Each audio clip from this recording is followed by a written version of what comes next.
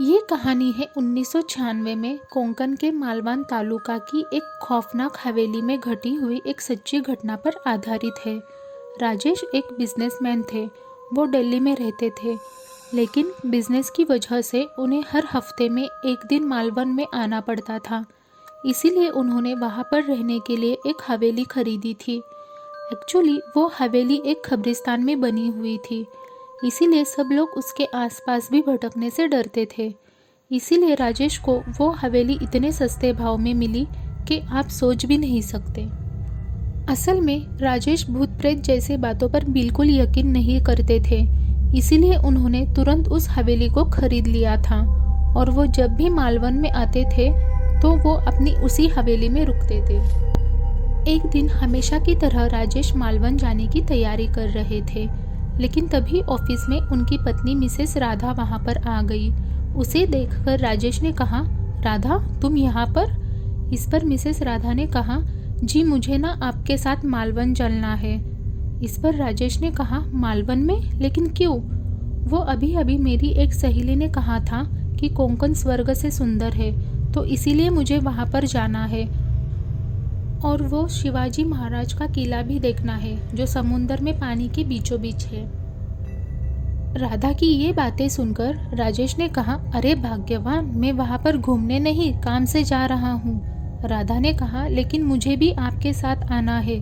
राजेश ने कहा, देखो राधा, अगर तुम्हें घूमने ही जाना है तो अगले महीने में चलते हैं ना। राधा ने कहा, मुझे आज ही जाना है, बस आप मुझे ले जाओगे या नहीं इतना बताओ। राधा बहुत जिद्दी थी, इसीलिए राजेश को हार माननी ही पड़ी और वो राधा के साथ कोंकण जाने के लिए निकल गए। राधा पहली बार कोंकण जा रही थी, इसीलिए वो बहुत एक्साइटेड थी। सबसे पहले राधा और राजेश ने दिल्ली से मुंबई तक का सफ़र प्लेन से किया था। उसके बाद वो कुछ देर के लिए मुंबई के अपने एक फार्म हाउस पर रुक गए थे।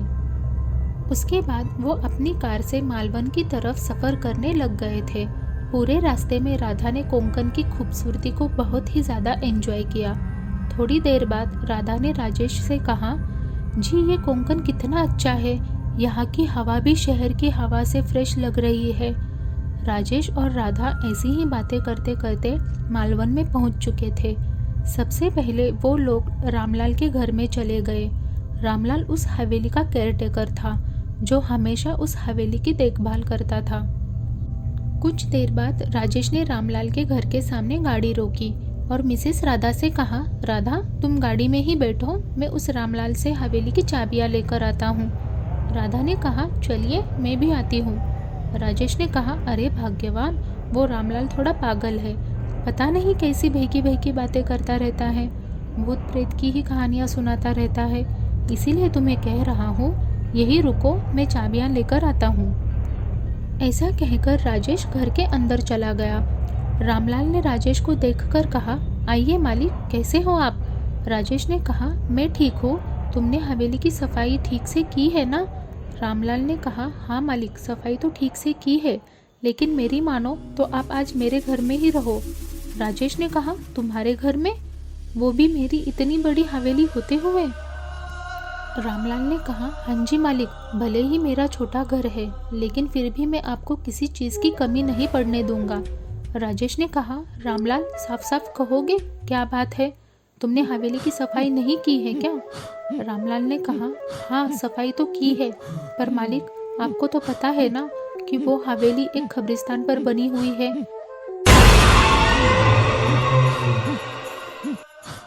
राजेश ने कहा, हाँ तो क्या हुआ?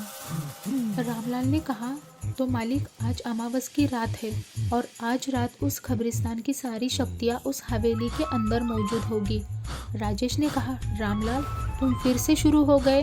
रामलाल ने कहा, लेकिन मालिक मुझे आपकी बहुत चिंता हो रही है। राजेश ने कहा, वो सब छोड़ो और कुछ खाने का इंतज़ाम करो, और हाँ मेरी बीवी को भी साथ लेकर आया हूँ, इसलिए प्लीज़ उसके सामने ये बकवास बातें मत करना। राजेश की ये बात सुनकर रामलाल ने कहा, मालिक तब तो उस हवेली में जाकर भाभी जी की जान भी खतरे में डाल रहे हो। देखो रामलाल, अगर तुमने फिर से मेरे सामने भूत प्रेत की बातें की तो मैं तुम्हें काम से निकाल दूंगा। ऐसा कहकर राजेश वहाँ से निकल गया। उसके बाद राधा और राजेश उस हवेली में चले गए। सब कुछ ठीक से चल रहा था, लेकिन तभी अचानक राधा को हवेली के बाहर से कुछ डरावनी आवाज़ें सुनाई देने लग गई। वो सुनकर उन्होंने राजेश को कहा, जी सुनिए ना, बाहर से बहुत अजीब सी आवाज़ें आ रही है। राजेश ने कहा, अरे भाग्यवान, हवेली के पीछे जंगल है, वहाँ से जानवरों की आवाज़ें आ रही होंगी, नज़रअंदाज करो उन्हें। उसके बाद उन लोगों ने खाना खा लिया और फिर वो सो गए। रात के 1 बजे मिसेस राधा की नींद खुल गई और उन्होंने देखा तो राजेश कमरे में नहीं था। इसीलिए उसे ढूंढने के लिए राधा कमरे के बाहर चली गई। वो हवेली बहुत बड़ी थी, इसीलिए राधा को कुछ ठीक से समझ नहीं आ रहा था। इसीलिए वो राजेश को आवाज़ देकर आगे बढ़ रही थी। राजेश, कहाँ हो तुम? अभी थोड़ी देर हो चुकी थी, लेकिन तभी अचानक राधा को ऐसा लगा कि कोई उसका गला दबा रहा था। उसके सामने एक अजीब सी चीज़ आ गई जो बहुत ही ज़्यादा डरावनी थी। उसे देखकर राधा बहुत ही ज़्यादा डर गई और वो अपने कमरे में चली गई। कमरे में जाकर देखा तो वहाँ पर राजेश था।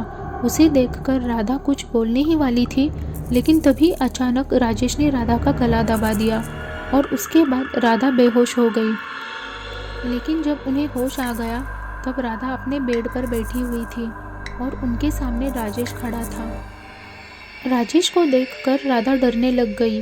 वो देखकर राजेश ने कहा, अरे भाग्यवान, क्या हुआ तुम्हें? ऐसे क्यों डर रही हो? राधा ने कहा, जी आप मुझे क्यों मारना चाहते हो? मैंने क्या बिगाड़ा है आपका? इस पर राजेश ने कहा, ये तुम कैसी बातें कर रही हो? मैं भला तुम्हें क्यों मारूंगा? कुछ देर पहले मैं बाहर टहलने चला गया था और वापस आकर देखा तो तुम बेहोश पड़ी हुई थी। ये सुनकर राधा ने राजेश को वो सारी बातें बताई जो अब तक उसके साथ हो चुकी थी।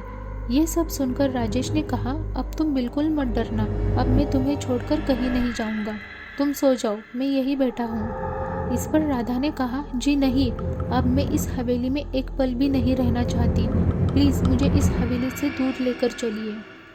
राधा को पहली बार इतना डरा हुआ देखकर राजेश सोचने लगा, ये हवेली बहुत पुरानी है और थोड़ी बड़ी, उसके साथ थोड़ी सी डरावनी भी लग रही है। मुझे लगता है राधा का इस हवेली से दूर रहना ही ठीक है। उसके बाद वो दोनों रातों रात मालवन से मुंबई जाने के लिए निकल गए। उस हादसे के बाद राजेश अपने बिजनेस की वजह से आता जाता रहता था, लेकिन मिसेस राधा फिर कभी नहीं गए। अगर आपको ये कहानी पसंद आई हो, हमारे इस चैनल मयूर हॉरर स्टोरीज़ को सब्सक्राइब अवश्य कीजिएगा और इस वीडियो को लाइक करें और अपने परिवार, मित्र और अन्य परिजनों के साथ शेयर अवश्य कीजिएगा।